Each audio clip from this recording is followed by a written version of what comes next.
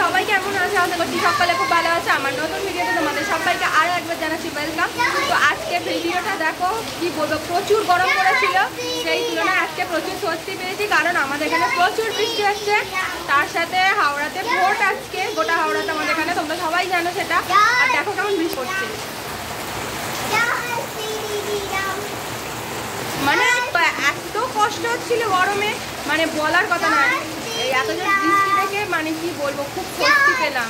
তার মাঝখানে বৃষ্টি দেখতে দেখতে আমি করছি কি রান্না। দেখো এখানে হয়ে গেছে ভাত আমার, এখানে ডিম সেদ্ধ করা রয়েছে, ডিমের কারি হবে, এখানে পোস্তর আলু কেটে রেখেছি, এখানে পোস্ত বাটা রয়েছে, সে কড়াইতে তেল দিয়েছি তোমার ডিমের কারি করব বলে।